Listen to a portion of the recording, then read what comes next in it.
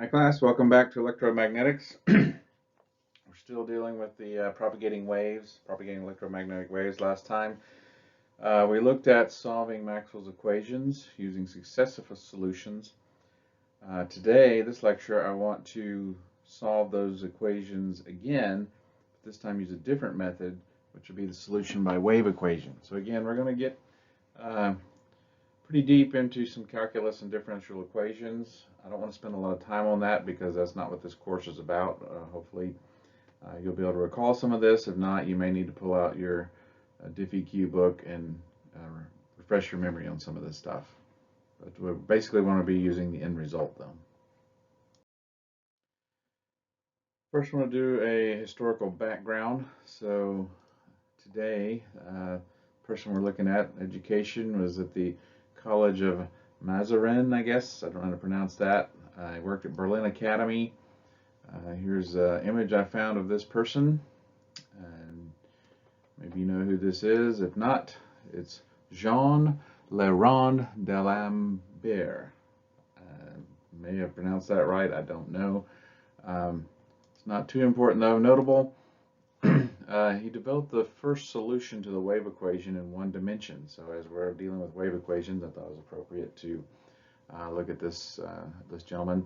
Euler would later go in and take what he did and expand it to 3 dimensions. So we really use what Euler developed in electromagnetics because we do work with electromagnetics in 3 dimensions. Other things, he published the first theoretical explanation for refraction. We'll look at some refraction later in the course, as that is related to electromagnetics. He's also made some major contributions to fluid mechanics. And finally, he was a gambler, so he developed many theories related to gambling to try to give himself some advantage when he went to the gambling table. So just some interesting facts there. So we're continuing in part 4 of the course, wave propagation in free space. So again, we're on this part 4, and we will be again solving the wave equation, solving Maxwell's equations using the wave equation. So again, this is redoing what we did last time, just a different way. Many will say a better way because this applies and extends into other areas. In the previous lecture, we explored how we could solve the simultaneous Maxwell's equations for a propagating electromagnetic wave by successive solutions, and that works, but it does get a little messy and extended. We'll now examine another way of solving these equations by employing what we call the wave equation approach.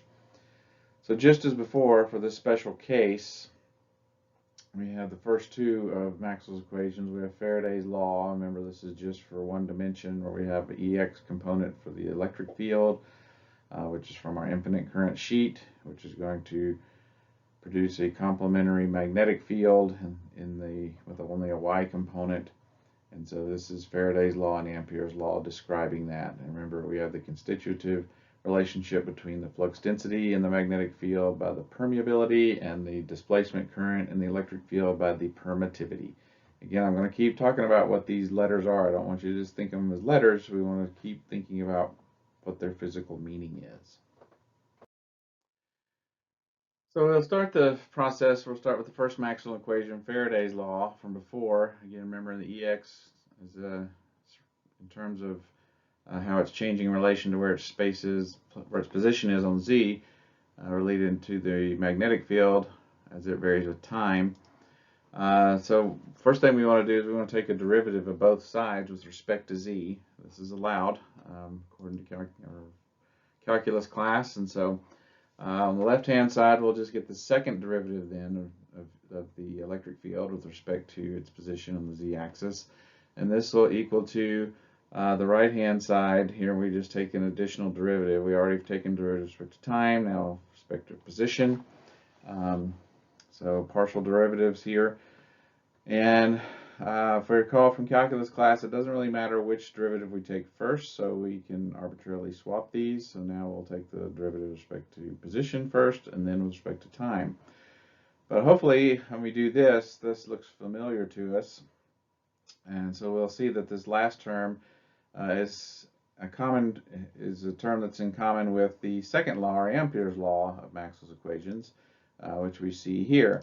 So we'll notice then when we take this second derivative, again, of Faraday's law, we have this common term with Ampere's law, so we want to take advantage of that. So this being the case, we can now make a substitution. So where we had Faraday's law before, we can move some things around here and then substitute this back into this equation. So now we can combine the derivative operators and rearrange these in terms, combine some like terms. And so now we have this new resulting equation. So the second derivative of the electric field with respect to its location on the z-axis is now equal to the second derivative of the electric field with respect to time times the permeability and permittivity. So this is now what we call the wave equation. So when you hear someone speak about wave equations, this is what that is. So this is actually a pretty amazing equation mathematically, because now it's a second order partial differential equation that's in terms of the electric field only. So this is getting closer to something that we feel like we can solve drawing on our differential equation classes. So what this is telling us then is it relates the change in position, the left-hand side, to the change in time of the electric field on the right-hand side. So pretty amazing relationship here. So now that we've derived this equation or relationship, the next thing we have to do is we have to solve it, because remember, we're trying to get an expression for the electric field. So that's a partial derivative in terms of, a partial differential equation in terms of it, but now we need to solve for EX. So this should be pretty easy, right? We just need to recall how to do this from our differential equation class, right? Well, it isn't particularly hard, but we do need to be careful as we do this. We want to utilize a technique from our differential equation class that maybe you remember, separation of variables. So this is going to be a technique that should help us solve this equation. So in this approach, we assume that our expression for the electric field is a product of two separate functions, one that's in terms of the position only, or z, and one that's in terms of time only, or t. And so when we make this assumption, that's saying that our expression for EX zt is just some function in terms of z times some function in terms of t. So we should be able to separate those. So if we substitute the solution back into our wave equation and divide through by the permeability times the permittivity times these two equations, this gives us a new equation here below. So we're trying to get this into a form that hopefully we can recognize, or we can go back and look at our differential equations book and understand how to solve it.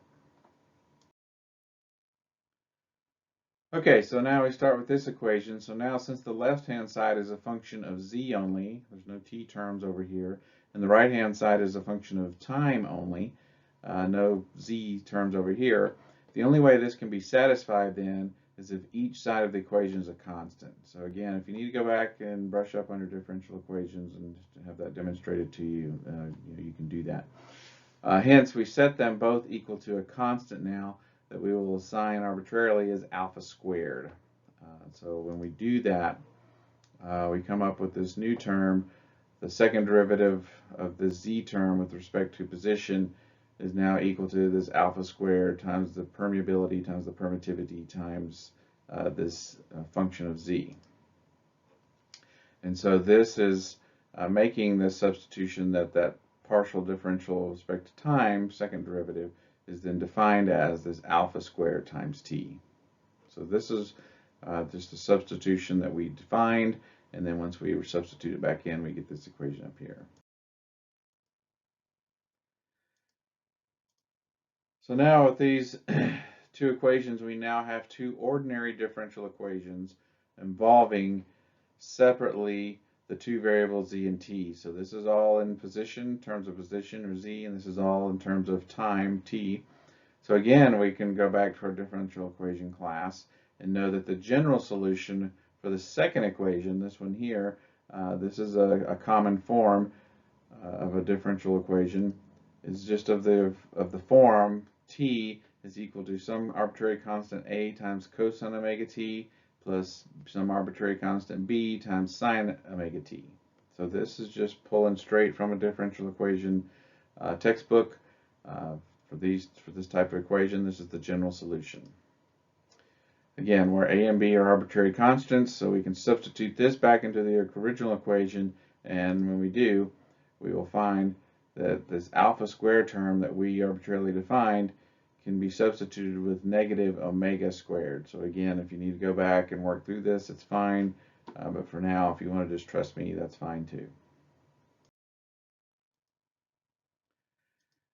Okay, so starting off with these equations again, the solution for the first equation then is given by substituting those constants back in. So z, in terms of z, is this a prime cosine omega times the square root of permeability and permittivity times z times b times the sine of that same argument of the cosine function. But we should be able to recall then that this argument here of the trig functions times the z, we defined that earlier last time as this beta function, and that's where beta is defined as omega times the square root here, so we can just make that straight substitution. So that cleans that up a little bit. So this is our expression for the z part of our electric field. So with expressions for the general solutions for both z and t, we can now use these to develop a general expression for Ex. Remember, Ex we said was this z expression times the t expression. So when we do that, we have E of z, zt, then is this z term, which is this part here, times our t term. And so when we multiply that out, our general expression for our Ex then is this 4-termed expression. So now that we have a general solution for Ex, this is our general solution for Ex here, we can now use this to find a solution for our magnetic field using the original Maxwell equation. So again, this is our electric field, we're looking for our magnetic field, and remember we have this relationship between them. So we now have this Ex here, and we now want to find this Hy using this equation. So after looking at that, to accomplish this, seems pretty simple that we first must take the derivative of our expression Ex with respect to t, so that we can substitute that back in into this equation. So you can see here we have to take this derivative with respect to time. So when we do that, again we keep the permittivity constant here, but this is that derivative of our Ex. So this is our general expression for our magnetic field. So, or for this right-hand side, excuse me, of this equation. So to get our magnetic field, we have to integrate both sides with respect to z. So when we do that, we come up with this general expression here. So again, with arbitrary constants c, d, c prime, d prime. So just bringing this forward, we have one last constraint that we can apply here. We now have a general solution for the magnetic field. Given as this, again recalling that with eta naught is the square root of permeability over permittivity, which is also equal to our beta over omega epsilon naught. So that's where we get this term here, to substituting in for that. So the last constraint that we can apply to this then is that we do know or have an expression for our magnetic field just outside the current sheet. So if you don't remember, you can go back, I think 2 lectures ago, where we derived this for our infinite current sheet. Just outside of that, our magnetic field is defined both in the positive and the negative z direction. And so it's in terms of that current density. So for moving along the z-axis greater than 0, we can set that equation here. The one part of the equation drops off, and so when we do that, we set it equal to this current density. And so when we do, this allows us to solve for C prime, D prime. C prime has got to equal to 0 because there is no sine component over here, and this cosine term, we get eta naught times the current density over 2. So using these values and applying some trigonometric identities, just like we did before, we now have general solutions. General solution for our E field, our electric field, is this long equation here, 4 terms. And then our general solution for our magnetic field, likewise, 4 terms, cosines and sines. So if you were to go back and look at the last couple of slides of the previous lecture, you'll see that this is the exact same expression for the electric field and magnetic field that we got when we used successive solutions, or the first method. So demonstrated now that you can use either method to solve Maxwell's equations simultaneously, and you get the exact same solutions.